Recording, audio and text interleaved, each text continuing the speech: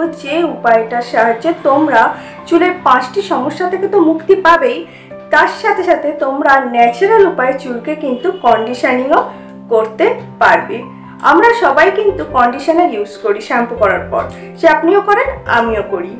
Conditioner কিন্তু আমরা চুলের এই জায়গা থেকে ব্যবহার করি, কখনোই কিন্তু স্কাল্পে ব্যবহার করি না। কিন্তু আজ আমি যেটা দেখাবো সেটা কিন্তু আমরা স্ক্যাল্পে ব্যবহার করব, কারণ এইটা ইউজ করলে স্ক্যাল্প কিন্তু অনেক বেশি ভালো হয়। এইটা ইউজ করলে আমরা কিন্তু চুলের 5টা সমস্যা থেকে মুক্তি পাবো। তো বললাম 5টা সমস্যা কি কি? অতিরিক্ত চুল পড়া, স্ক্যাল্পে জ্বালা বা স্ক্যাল্পে কোনো প্রবলেম থাকলে সেটা রিমুভ হওয়া, অতিরিক্ত ড্যান্ড্রফ, এছাড়া চুলের স্প্লিট এন্ডের হাত থেকে মুক্তি পাওয়া, এছাড়া হচ্ছে চুলকে কিন্তু লম্বা করতেও হেল্প করবে। তো এবার চলো দেখে নিই রান্নাঘর থেকে আমরা কোন 3টে জিনিস ইউজ করে আমরা সহজেই চুলকে কন্ডিশনিংও করতে পারবো এবং চুলের 5টি সমস্যা থেকে মুক্তিও পাবো। কিন্তু তার আগে তোমাদের বলে দিই, অবশ্যই ভিডিওটা পুরো দেখবে, না হলে কিন্তু এই রহস্যটা তোমরা জানতেই পারবে না। তো চলো এখন ভিডিওয়ে চলে যাই। তার আগে please subscribe my channel and press the bell button for early notification. এটা তৈরি করার জন্য সবার প্রথম লাগবে একটা পরিষ্কার পাত্র, তারপর নিতে হবে পরিমাণ মতো মাস্টার্ড অয়েল বা সর্ষের তেল। এবার আমি এতে অ্যাড করব সামান্য পরিমাণে লেবুর রস। লেবুর রস কিন্তু আমাদের চুলের ড্যান্ড্রফ দূর করতে অনেক বেশি হেল্প করে, তাই আমি এখানে 1 চামচ মতো লেবুর রস নিলাম। এরপর আমি নেব অ্যালোভেরা জেল। এখানে আমি পতঞ্জলি অ্যালোভেরা জেল ইউজ করছি। তোমরা চাইলে বাড়ির টাটকা অ্যালোভেরাও কিন্তু ইউজ করতে পারো। বাড়ির টাটকা অ্যালোভেরা ইউজ করলে কিন্তু বেশি ভালো হবে। এবার আমি সবকটাকে একসাথে ভালোভাবে মিশিয়ে নেব। দেখো আমার অয়েলটা একদম রেডি হয়ে গেছে, কি সুন্দর ইয়েলো কালারের ঘন তেলটা তৈরি হয়েছে। এবার এটা চুলে অ্যাপ্লাই করার পালা। কিন্তু চুলে এটা অ্যাপ্লাই করার আগে ভালোভাবে চুলটাকে কিন্তু আঁচড়ে নিতে হবে। পুরো চুলটাকে সুন্দরভাবে আঁচড়ে নিতে হবে টাইম নিয়ে, যাতে চুলের মধ্যে কোনো রকম জট বা কিছু না থাকে। এবার এটা আমি চুলের স্কাল্পে অ্যাপ্লাই করব। চুলে কিন্তু শ্যাম্পু করার আগে সর্ষের তেল মাখলে চুলের গোড়া মজবুত হয় আর তাতে চুল কম পড়ে। আমি স্কাল্পে হালকা হাতে মাসাজ করব। সর্ষের তেলের মধ্যে থাকে আলফা ফ্যাটি অ্যাসিড, যা চুলকে প্রাকৃতিকভাবে কন্ডিশনিং করে এবং চুলকে ঝলমলে করতে সাহায্য করে।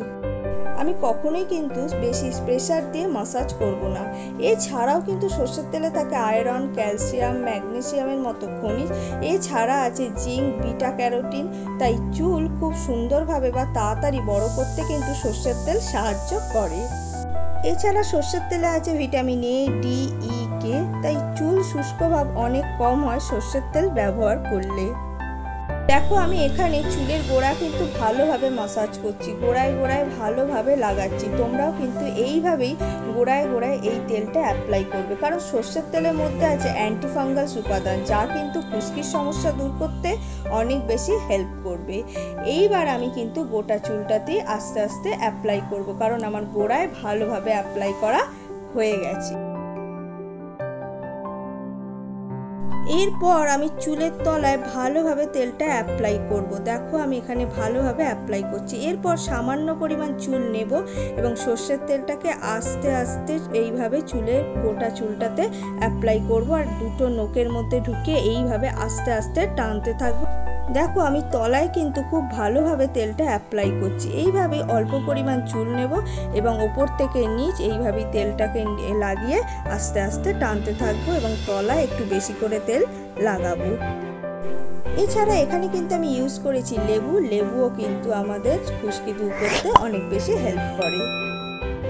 এছাড়া আমি কিন্তু এখানে ইউজ করেছি অ্যালোভেরা জেল, যা চুলকে সিল্কি করতে অনেক বেশি হেল্প করে। এইভাবে চুলটা কিন্তু আমি বেঁধে রেখে দেবো 2 থেকে 2.5 ঘন্টা। চাইলে তোমরা 1 ঘন্টা রাখতে পারো। দেন শ্যাম্পু করবো, আর কোনো কন্ডিশনার লাগাবার দরকার নেই।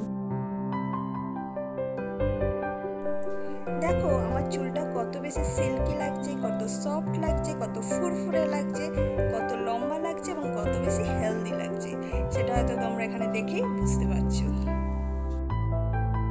আশা করি আজকের পর থেকে হয়তো তোমরা বাজার চলতি কন্ডিশনার ইউজ করবে না। তোমরা একবার ইউজ করে দেখো, তোমরা কিন্তু বাজার চলতি কন্ডিশনারের থেকে ঢের কোটি গুণ বেশি ভালো ফল পাবে, এটা আমার গ্যারেন্টি।